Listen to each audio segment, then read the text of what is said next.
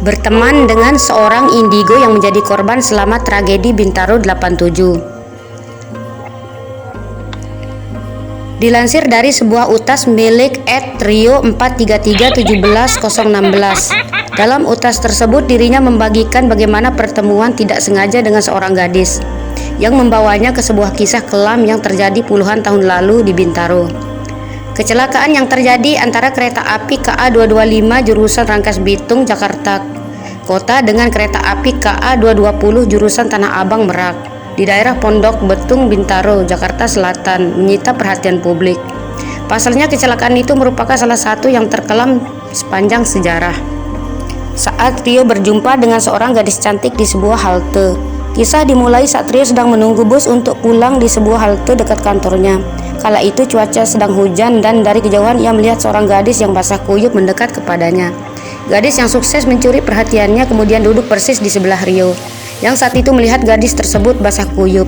Sempat berpikir untuk menawarkan jaketnya. Pasalnya Rio tidak tega melihat gadis itu kedinginan.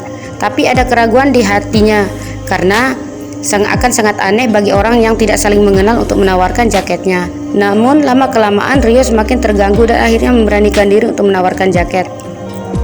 Gadis itu melirikku dan memberhentikan bibirnya yang bergemetar, seraya bergeser menjauh dariku, seolah aku seorang penjahat yang hanya modus pada korbannya. Tenang, aku bukan orang jahat kok. Aku menyodorkannya kembali jaketku. Ia berdiri. Tepat seperti yang Rio pikirkan sebelumnya, gadis itu sontak menolak penawarannya. Ia bahkan memberikan tatapan yang agak sinis. Tidak lama setelah itu bus yang ditunggu Rio ternyata tiba. Dia pun berpikir meninggalkan gadis itu bersama yang ia pinjamkan. Siapa sangka rencana itu justru gagal karena gadis itu ternyata hendak menaiki bus yang sama dengan Rio. Gadis itu mengangguk dan berlalu tanpa sekata pun keluar dari mulutnya. Mungkin aku juga akan begitu jika di posisinya, apalagi belum kenal. Ya sudahlah, mau tak mau aku pakai lagi jaket milikku, lalu melangkah Rio malunya bukan kepalang dengan aksinya, mencoba mencari tempat duduk yang agak jauh dari gadis itu. Sayangnya kondisi bus saat itu cukup ramai dan yang tersisa hanyalah kursi kosong, tepat di sebelah gadis itu. Gadis itu pun sempat menawarinya untuk duduk, tapi Rio lagi-lagi menolak dan memilih untuk berdiri bergelantung. Entah bagaimana ceritanya, akhirnya karena terus diminta duduk, Rio pun duduk di sebelah gadis itu dan berkenalan dengannya. Aku terdiam sejenak berpikir jurus apa yang aku gunakan barusan sampai ia melunak. Segera aku menyambut dengan hangat tangannya yang begitu dingin. Kami saling membalas tatapan dengan tatapan, membalas senyuman dan senyum. Tidak lama setelah perkenalan itu, Airin pun meninggalkan Rio karena dia sudah tiba di tujuannya. Kendati hanya sebentar, Rio merasa ada sesuatu yang berbeda dengan Airin. Dia pun memanggil Airin dan bertanya apakah keduanya dapat bertemu lagi. Airin hanya menjawab, semoga saja, berdoalah pada Tuhan dan aku amini setiap hari. Walau hanya sebentar, Rio terus berharap untuk dapat bertemu dengan Airin. Tepat keesokan hari setelah pertemuan itu, Rio memutuskan untuk pulang cepat dan menunggu bus di halte yang sama. Upaya itu dia lakukan karena dirinya berharap bisa bertemu dengan Airin. Saking niatnya, ia pun menunggu di halte sampai sekitar pukul 20.00. Sayangnya sosok yang ia nanti-nantikan tidaklah muncul. Dengan berat hati setelah melewatkan banyak bus pulang, ia menaiki sebuah bus yang menghampirinya. Dalam perjalanan, ia yang sedih menyalakan musik dan memasangkan handset.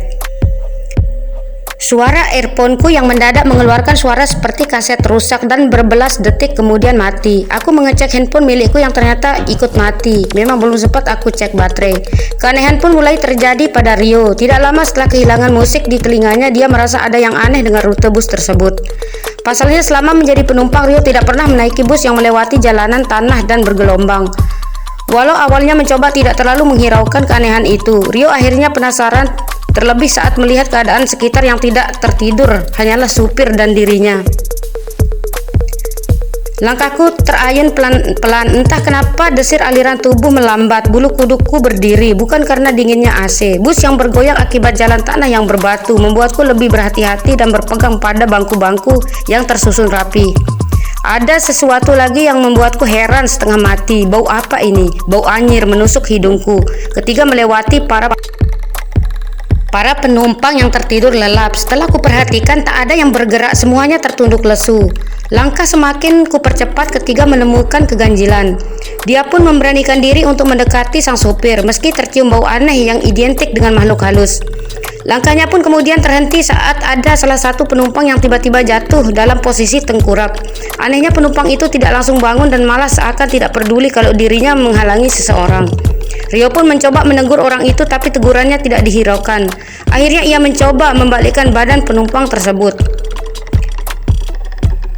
Astagfirullah, jantung seakan berhenti berdetak tapi belum atau akan benar-benar berhenti berdetak. Dengan seluruh tenaga yang tersisa, aku berlari melangkahi mayat itu, lalu pergi ke arah supir. Panik dengan apa yang dilihat Rio. Mencoba memberitahu sang supir, tapi ternyata supir yang ia panggil tidak kalah mengerikan dengan apa yang dilihat sebelumnya. Supir itu memalingkan pandangannya ke arah Rio dan terlihat bahwa salah satu bola matanya terlepas. Rio semakin takut, kemudian berteriak sekuat tenaga. Pada saat bersamaan dia seolah mendengar ada suara familiar yang membangunkannya. Rio bangun, ucap suara tersebut. Rio pun tersadar dan saat itu dia melihat sosok Airin bersama dengannya, penumpang lain yang sedang mengerumuninya. Rio pun bingung bukan main bagaimana dirinya bisa ada di posisi tersebut. Lebih lagi dia juga tidak mengerti kenapa Airin ada bersama dengannya. Ternyata Airin menaiki bus tersebut di halte.